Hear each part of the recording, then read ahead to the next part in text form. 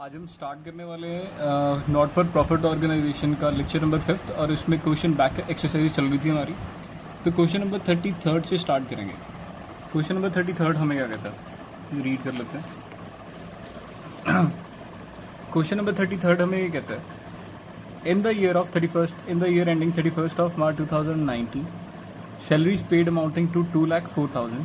Ascertain the amount chargeable to income and expenditure account for the year ended 31st of March 2019.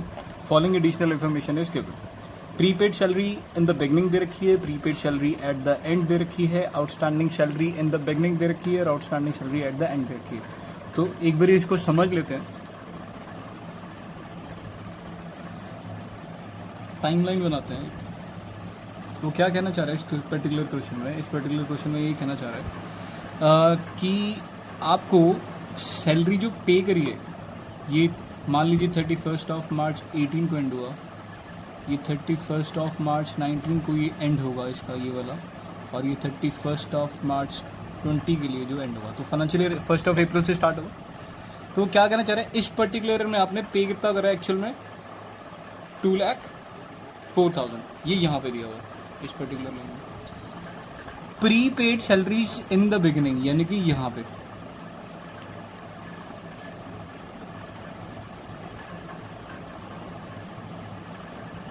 ये कितने की है? 24,000 की। ठीक हो गया जी। प्रीपेड सैलरी 24,000 की होगी। Prepaid salary at the and,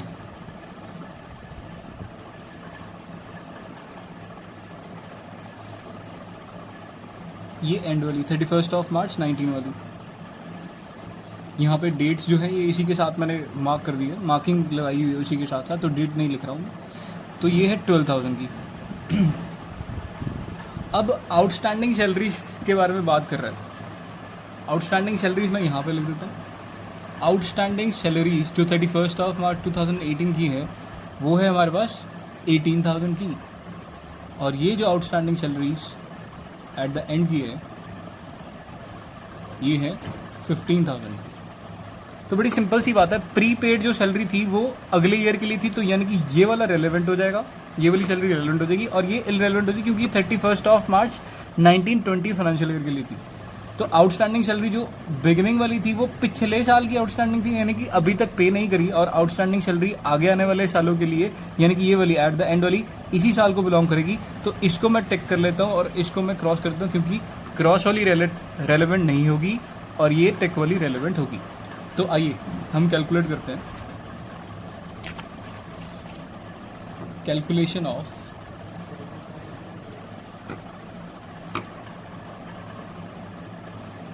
salaries to be debited,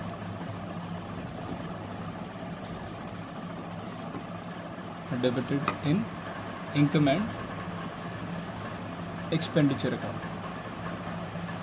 तो जो इनकम एंड एक्सपेंडिचर अकाउंट में जो डेबिट होने वाली सैलरी है वो हमें कैलकुलेट करनी है। तो आइए, सैलरीज पेड। अब इन सैलरीज पेड में ये सारी बातें कंसिडर करनी ही करनी पड़ेंगी। कुछ चीज़ें ऐड करनी पड़ेंगी और कुछ चीज़ें लेस करनी पड़ेंगी। तो जो हमें ऐड करनी पड़ेंगी वो क्या चीज़ें हैं? कहता है जो prepaid salary in the beginning थी, प्रीपेड सैलरी ये बिगिनिंग वाली थी सारी, जो 31st of March 18 वाली है ये इसी साल की होगी, 24,000 ये ऐड हो जाएगी। और आउटस्टैंडिंग सैलरीज जो 31st of March 19 वाली है वो भी इसी साल के लिए रेलेवेंट है, यानी कि 15,000 ये ऐड हो जाएंगे। अब लेस में जो करना है वो क्या करना है? प्रीपेड सैलरीज जो 31st of March 19 के लिए, यानी कि वो अगले साल के लिए रेलेवेंट हो जाएगी, तो 12,000 नेगेटिव में। और आउटस्टैंडिंग सैलरीज जो 31st of March 18 वाली थी, यानी कि पिछले साल के लिए ही आउटस्टैंडिंग थी, ये अमाउंटिंग टू 18,000 थी। तो ये टोटल में ये हमारा जो आंसर आ गया। तो हम इसका जब आंसर निकालेंगे 2,04,000 प्लस 15,000 प्लस 24,000 पहले करना था, माइनस 12,000 माइनस 18,000, तो ये हमारा आंसर आता है 2,13,000। तो ये बिल्कुल ठीक आ गया। ये इतनी अमाउंट जो है इनकम एंड एक्सपेंडिचर अकाउंट में डेबिट करनी है। ठीक है जी, ये हमारा आंसर बन जाएगा। जो नेक्स्ट क्वेश्चन है वो एक तरह की इनकम है। ये बिल्कुल ही विपरीत होगा एक्सपेंडिचर अकाउंट के लिए। आप इसको होमवर्क में लिखें। अगर ये क्वेश्चन नंबर 34 आपका नहीं हो पाता तो आप कमेंट सेक्शन में डाल देना, तो मैं ये आपके लिए सॉल्व कर दूँ। अभी मैं लॉन्ग क्वेश्चंस यानी कि 6 मार्क्स वाले क्वेश्चन जिसमें preparation of income and expenditure account की बात करते हैं, इसके इलस्ट्रेशन भी हमने एक आध सॉल्व करी थी। तो अब सारे के सारे बैक क्वेश्चंस आपको अवेलेबल हो जाएंगे। तो लिखो जी, क्वेश्चन नंबर 35 का solution, income and expenditure account. तो आपको ये बात पता होनी चाहिए, मैं आपके लिए और ज़्यादा क्लैरिटी से लिख देता हूँ।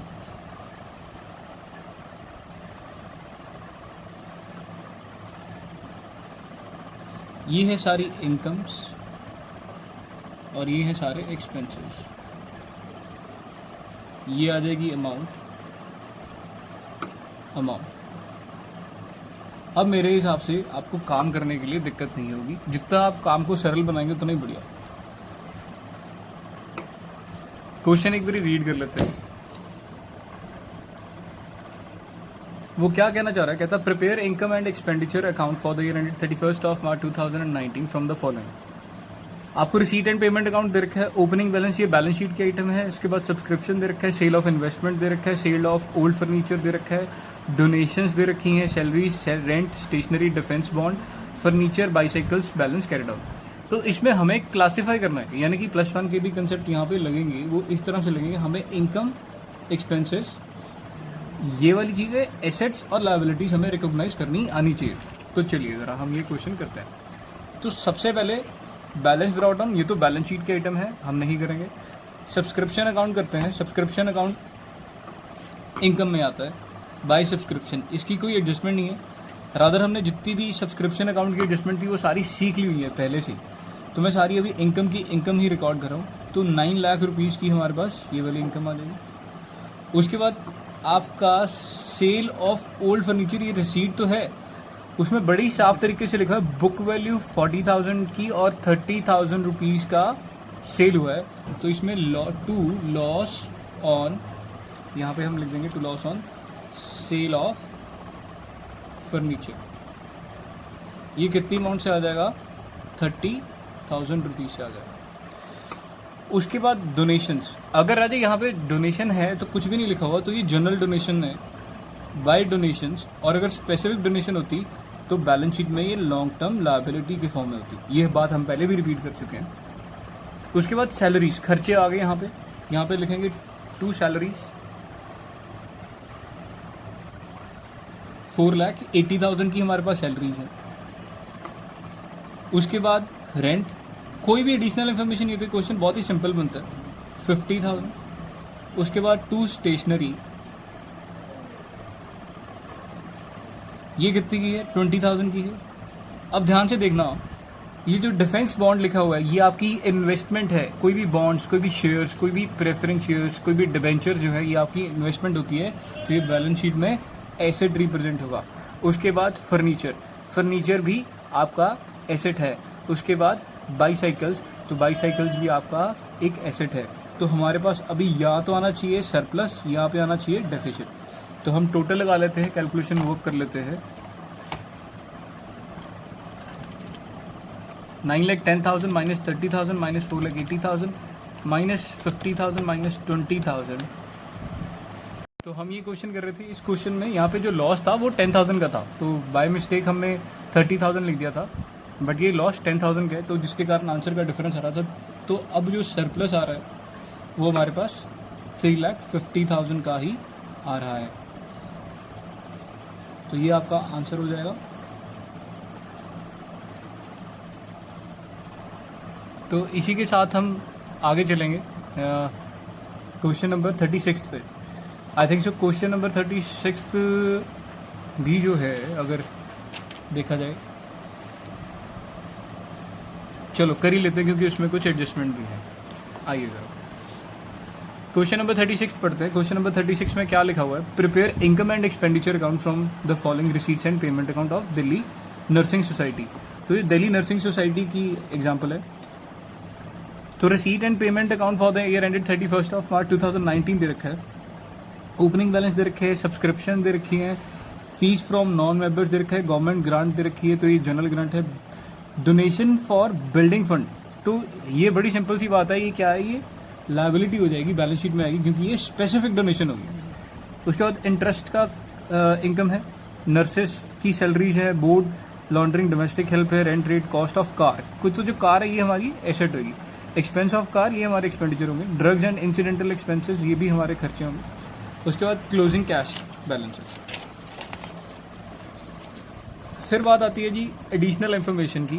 कहता है जो डोनेशन है 10,000 रुपीज़ की receipt for a building fund was wrongly included in the subscription account. तो सब्सक्रिप्शन अकाउंट से 10,000 रुपीज़ हटेंगे और बैलेंस शीट में 10,000 रुपये जुड़ जाएंगे। A bill of medicine purchase during the year amounted to 12,800 outstanding. ये वो कहना चाह रहा है कि एक मशीनरी परचेज करी थी ड्यूरिंग द ईयर की 12,800 की, वो आउटस्टैंडिंग थी। तो government grant is not for a specific purpose. ये अगर नहीं भी दिया था तब भी एक ही बात थी। तो हम यहाँ पे करेंगे आइए जरा क्वेश्चन सॉल्व करते हैं। तो इस क्वेश्चन में फिर से इनकम एंड एक्सपेंडिचर अकाउंट बनाना पड़ेगा।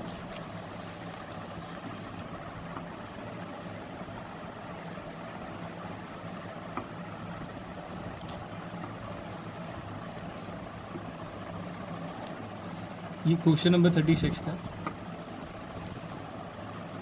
यहाँ पे मैं लिख रहा हूँ एक्सपेंसेस जितने भी हैं और जितने भी इनकम्स हैं।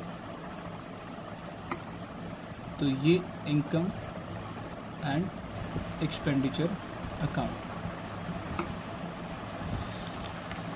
तो एक फंडा होता है, मैं आपको बताता हूँ, ऐसे ही क्वेश्चंस में एक फंडा होता है, जिन जिन चीज़ों के रिलेटेड एडजस्टमेंट होती है उसके ऊपर स्टार या कोई भी ऐसा साइन मार्क करते हैं जिसके लिए हमें पीछे देखना पड़ेगा। तो इसमें सब्सक्रिप्शन में एक दिक्कत थी और एक थी मेडिसिन का बिल था। मेडिसिन का बिल जो था ये ड्रग्स एंड इंसिडेंटल एक्सपेंसेस में ये एक स्टार मार्क कर देंगे। तो बस इसके अलावा और कोई भी ऐसा खर्चा नहीं है या एडिशनल इन्फॉर्मेशन नहीं है जिसके ऊपर हमें ज़्यादा इंपॉर्टेंस देनी पड़े। Government grant is not for specific purpose, तो इसके लिए भी स्टार है। तो अगर पीछे दिया होता कि गवर्नमेंट ग्रांट कुछ स्पेसिफिक पर्पज़ के लिए, तो वो फिर बैलेंस शीट में लायबिलिटी आती। चलिए क्वेश्चन शुरू करते हैं। सब्सक्रिप्शन, तो बाय सब्सक्रिप्शन इनर कॉलम में 111500, इसमें से हमने माइनस क्या करना था? जो डोनेशन, जो हमारे पास कौन सी डोनेशन थी? बिल्डिंग फंड के लिए थी। कितनी अमाउंट थी उसकी?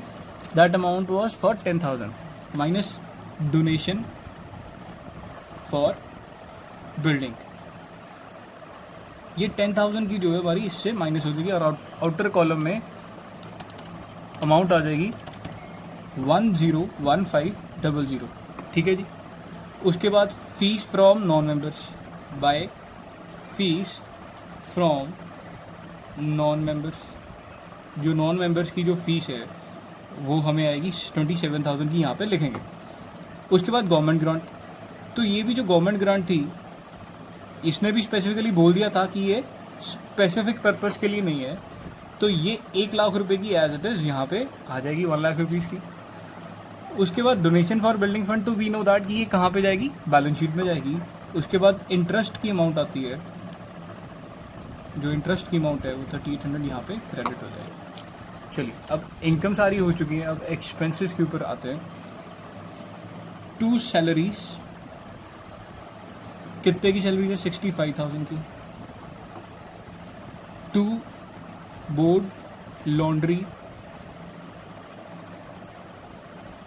एक्सेट्रा, तो ये 38,000 की है। 2 रेंट रेट्स,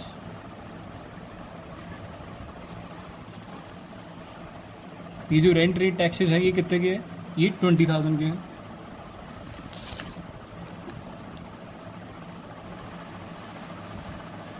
उसके बाद जो अमाउंट आती है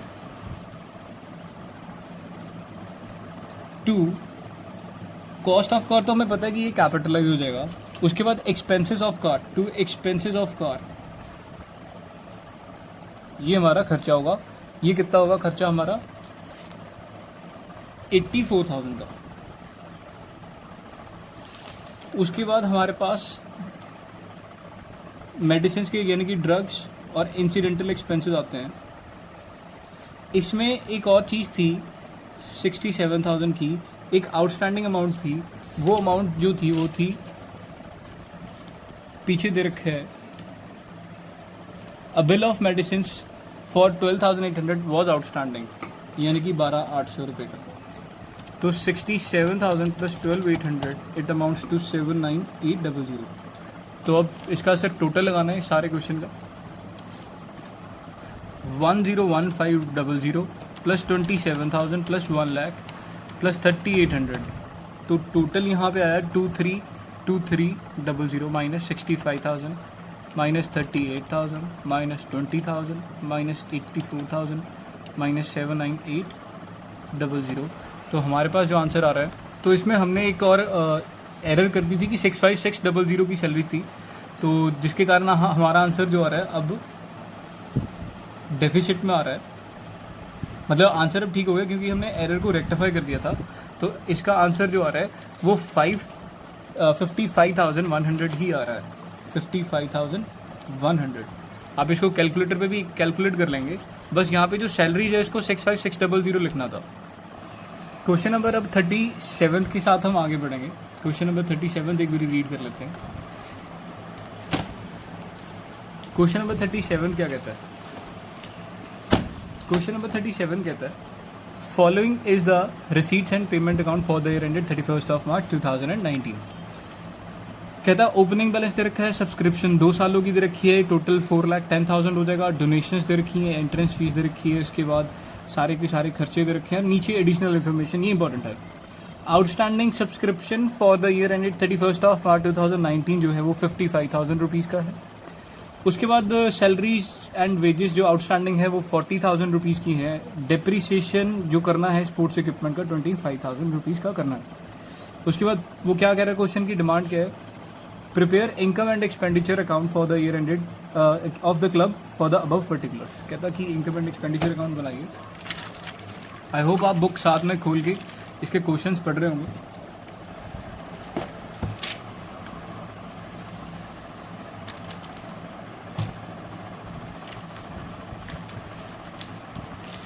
तो आइए इनकम एंड एक्सपेंडिचर अकाउंट बनाते हैं।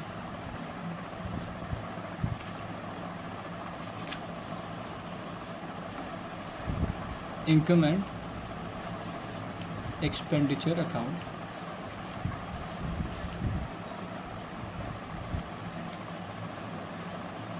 Of club.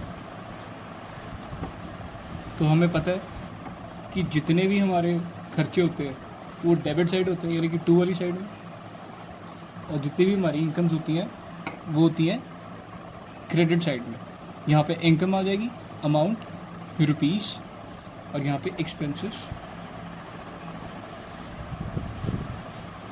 अमाउंट इन रुपी। तो ये एक प्रेजेंटेशन का ही पार्ट है, आपको ये ऐसा बनाना पड़ेगा, तो आप प्लीज़ इसको फॉलो करें। चलो स्टार्ट करते हैं जी। सबसे पहले इनकम की बात करते हैं, सब्सक्रिप्शन। तो बाय सब्सक्रिप्शन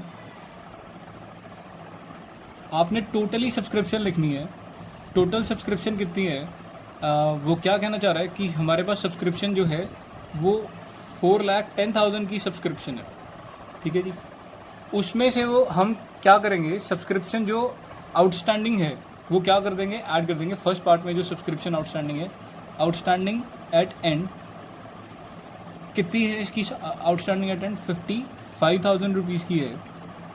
और कहता है जो सब्सक्रिप्शन ये जो आपको रिसीट एंड पेमेंट अकाउंट में दे रखी है, पिछले साल की दे रखी है, इसको हम मानेंगे सारी की सारी आउटस्टैंडिंग इन द बिगनिंग थी।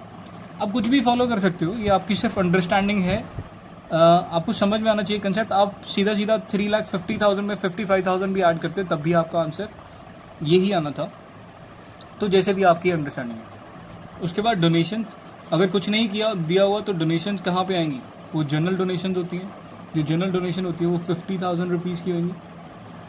उसके बाद एंट्रेंस फीस, जो आपकी एंट्रेंस फीस है वो 80,000 रुपीज़ की। तो इसी के साथ मेरी इनकम्स तो सारी की सारी आ चुकी हैं यहाँ पे। अब एक्सपेंडिचर्स की बात कर लेते हैं। तो एक्सपेंडिचर की बात करें तो सैलरीज एंड वेजेस, अब सैलरीज एंड वेजेस में उसने 1,60,000 तो दी हुई थी, बट उसके साथ सेकंड पार्ट की जो एडिशनल इन्फॉर्मेशन है उसमें आउटस्टैंडिंग सैलरीज भी जो दी हुई थी वो कितने की थी, वो थी 40,000 रुपीज़ की। तो आपको टोटल 2 लाख रुपीज़ का सैलरीज एंड वेजेस आउटस्टैंडिंग मिला के जो सैलरीज एंड वेजेस का खर्चा है वो पूरे 2 लाख रुपए का। उसके बाद 2 ऑफिस एक्सपेंसेस, हमारे पास ऑफिस के जो एक्सपेंसेस हैं वो कितने के हैं, वो है 35,000 रुपीज़ के। उसके बाद डेप्रीसिएशन जो है, ये डेप्रीसिएशन सिंपल है, ये हमने +1 में भी करी हुई थी। तो ये जो डेप्रीसिएशन है ये कितनी है, ये है 25% ऑफ 3,40,000। तो ये 25%, 1/4 हो जाएगा 85,000 रुपीज़ का। उसके बाद इलेक्ट्रिसिटी के जो खर्चे हैं वो 32,000 के इलेक्ट्रिसिटी चार्जेस, ठीक है जी। उसके बाद ट्रैवलिंग एक्सपेंसेस, ये कितने के हैं, 65,000 के। अब सिर्फ कैलकुलेशन का पार्ट रह गया, तो हमें पता है टोटल 4,05,000 प्लस 50,000 प्लस 80,000, ये आ जाएगा 5,35,000 minus 2 lakh minus 35,000 minus 85,000 minus 32,000 minus 65,000।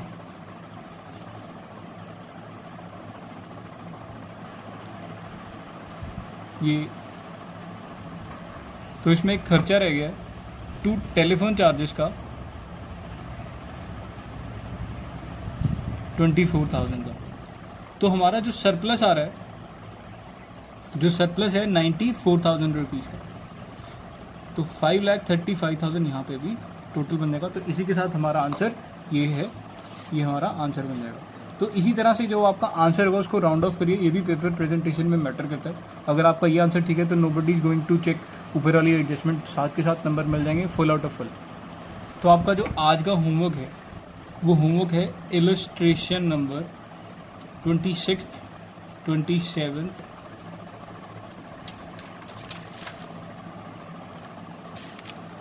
28, 29